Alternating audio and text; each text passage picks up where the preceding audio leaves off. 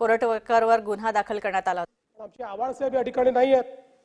काल ते कायद्याचं राज्य लोकशाही कोसळली, राष्ट्रव्यवस्था कोसळली। मला समजतच नव्हतं ते महाराष्ट्राबद्दल बोलत होते का बांगलादेशबद्दल बोलत होते। म्हणून मी त्यांना विचारणार होतो, ते नाही आहेत, पण ते माझं भाषण कुठेतरी ऐकतीलच। त्यामुळे मी त्यांना विचारू इच्छितो की आवाळसाहेब काही नावं तुम्हाला आठवतात का? निखिल भामरे, सुनैना होले, समीर ठक्कर, केतकी चितळे, परेश बोरसे, सेवानिवृत्त नौदल अधिकारी मदन शर्मा, कंगना रनावत, नारायणराव राणे, अर्णव गोस्वामी, राहुल कुलकर्णी, राहुल झोरी। आणि यातली नावं आठवत नसेल तर एक नाव नक्की त्यांना आठवत असेल, अनंत करमुसे।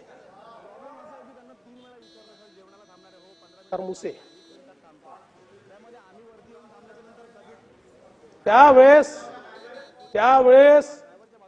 कायदा आणि सुव्यवस्था होता, राष्ट्रावर कुठलंही संकट नव्हतं, संविधानाप्रमाणे काम चाललं होतं। म्हणून मिळेल त्या पत्रकाराला जेलमध्ये टाकण्यात येत होतं। त्यामुळे मला असं वाटतं की आवाळसाहेब असते तर जास्ती बरं झालं असतं, पण ते येतील, कदाचित उशिरा येतील, काही हरकत नाहीये। आज आपण जर बघितलं तर तुम्ही किती प्रयत्न केला तरी आम्ही तिघं एकमेकाच्या पायात पाय घालणारे नाही आहोत। एकमेकाच्या हातात हात घालून राज्यकारभार आम्ही चालवणार आहोत। आता काय आहे की मी त्या दिवशी सांगितलं, दादा एकदम दरडावून बोलतात, त्याच्यामुळे त्यांच्या वाटी फारसं कोणी जात नाही। आम्ही दोघं आपले मवाळ, मी आणि शिंदे साहेब, म्हणजे सगळ्यांना आपलं घेऊन लेकरवाळे चालत असतो आम्ही। त्यामुळे तुम्ही कितीही त्या ठिकाणी काड्या घालण्याचा प्रयत्न केला किंवा बांबूची लागवड केली तरीही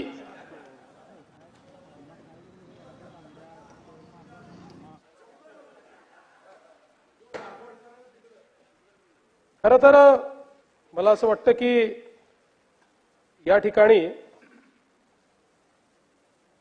एक अजून मला प्रश्न विचारायचा आहे की आवाळसाहेबांचं भाषण ऐकलं, अनेकांचं भाषण ऐकलं, दंगे करणारे आणि बलात्कार करणारे यांचा एवढा पुळका का? की छाती काय पडवायची? ठीक आहे, अक्षय शिंदेचं एन्काउंटर नसतं झालं, बरं झालं असतं, कायद्याने फाशी झाली असती, पण असं छाती बडवणं चाललेलं आहे जसं काय तो अक्षय शिंदे कोणीतरी स्वतंत्रता सेनानीच होता। रोज तेच, एवढं दुःख। दंगे करणारे, दंगेखोर आणि बलात्कारी यांना कायद्याने शिक्षा झाली पाहिजे, पण त्यांच्याबद्दल जर कोणाच्या मनामध्ये संवेदना तयार होत असेल तर मात्र ते योग्य नाहीये। त्या संदर्भात काही लोकांची मनं ही तपासूनच पाहावी लागतील। आणि म्हणून या सगळ्या चर्चा ऐकल्यानंतर नानाभाऊ मला असं वाटतं, आप इतना भी गरज कर न बरसो, आप इतना भी गरज कर न बरसो कि मैं आंधी तूफान या सैलाब बन जाऊं। खैर मुझमें तो अभी साख बाकी है, आप टटोलना खुद को और अपनी फितरत को, सच बोलो आप में वो पहले वाली बात कहां बाकी है?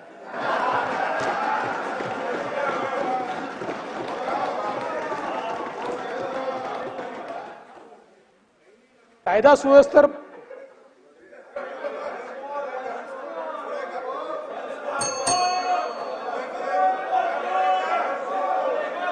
अरे हा काय मुशायर आहे?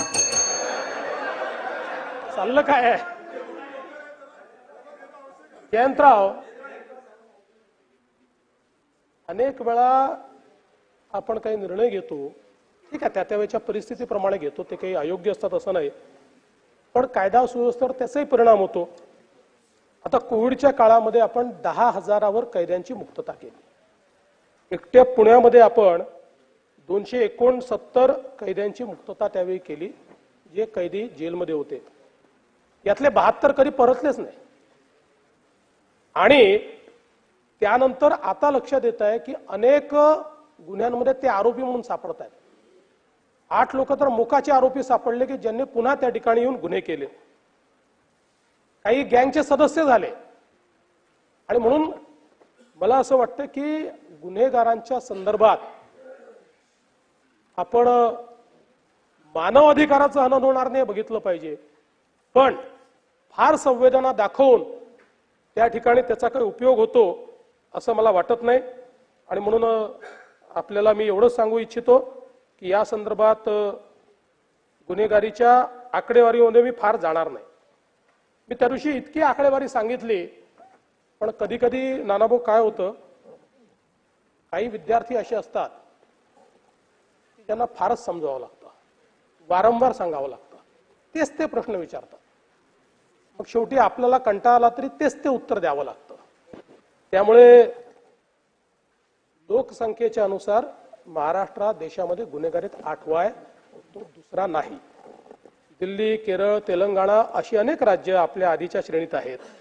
आणि शहराच्या बाबतीतही मी त्या दिवशी सांगितलं की पहिल्या 10 मध्ये किंवा पहिल्या 15 मध्ये आपलं एकही शहर नाही.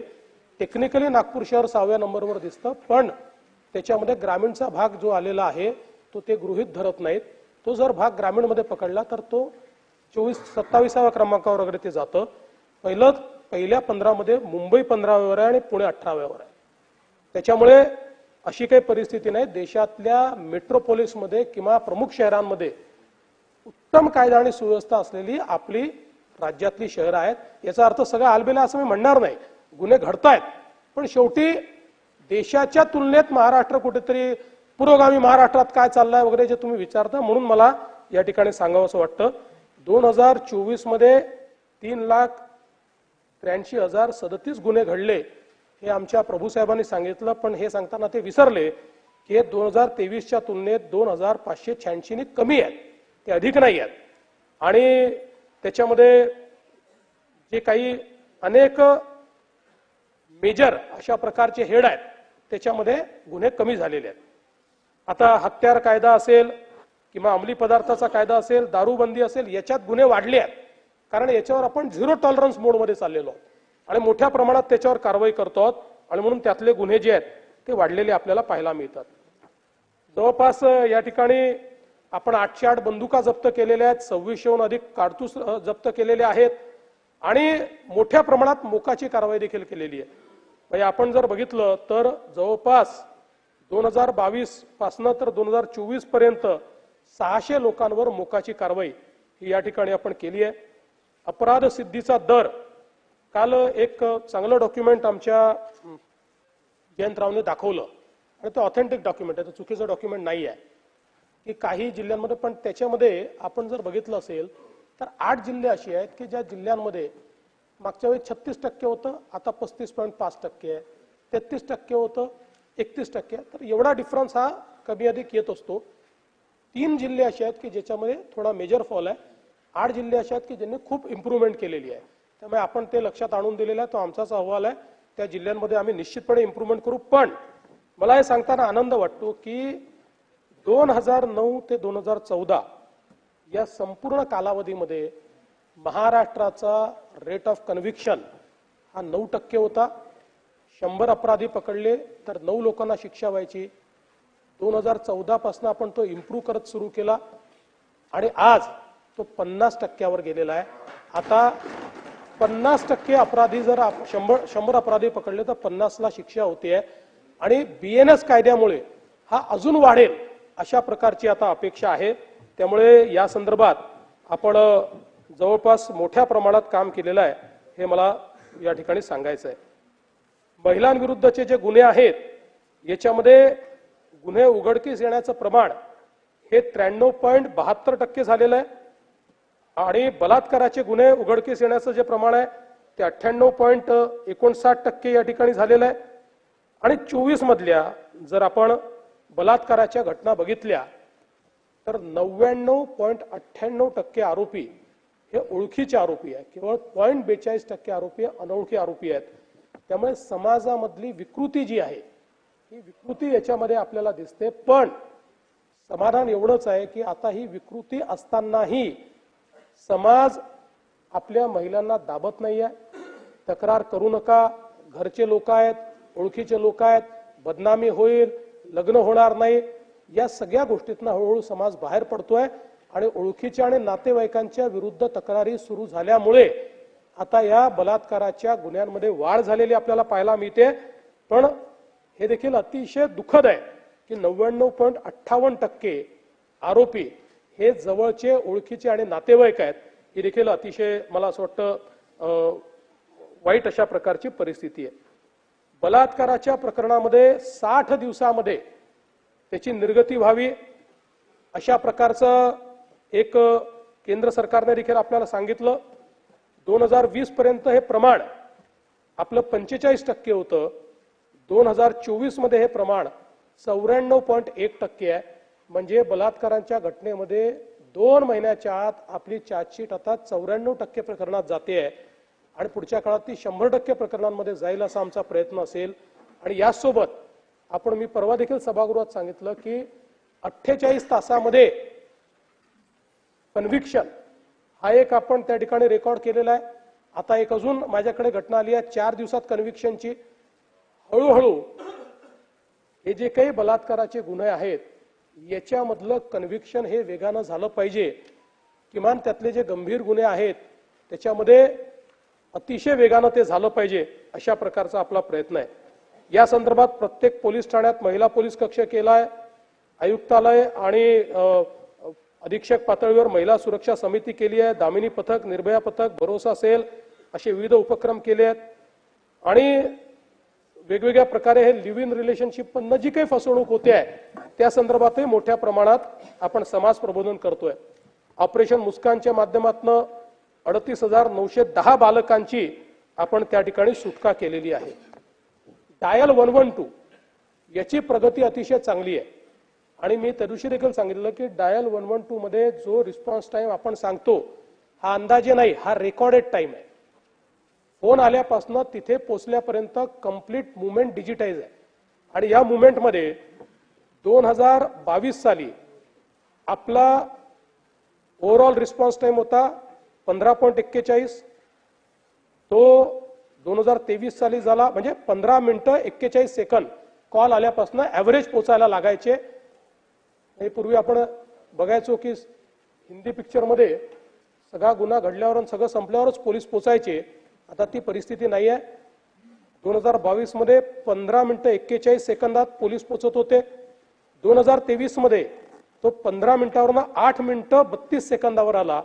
आणि 2024 मध्ये आपला रिस्पॉन्स टाइम झालेला आहे 6 मिनिटं 34 सेकंद. आव्हाड साहेब आलेले आहेत, थोडे उशिरा आलेले आहेत.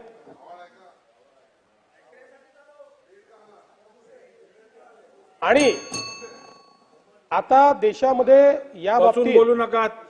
तेलंगणा राज्य पहिल्या क्रमांकावर आहे. पण यावर्षी 2025 मध्ये आपण रिस्पॉन्स टाइम मध्ये तेलंगणाला मागे टाकू. आपण जवळपास आपल्या 3-3.5 हजार जी काही आपली वाहनं आहेत याच्यावर मोबाईल डिव्हाइस टर्मिनल आणि जीपीएस लावलेला आहे. त्यामुळे सगळी मुवमेंट डिजिटली ही आपण या ठिकाणी ट्रॅक करतो. सायबरच्या संदर्भातले विषय मांडण्यात आले. सायबर इंटेलिजन्स युनिटची स्थापना या ठिकाणी आपण केली. 50 सायबर पोलीस स्टेशन्स केले, 51 सायबर लॅब्स आपण केल्या आणि सायबर हेल्पलाईन आणि पोर्टलच्या माध्यमातून 441 कोटी रुपये गोठवून आपण त्या ठिकाणी लोकांना मदत केली.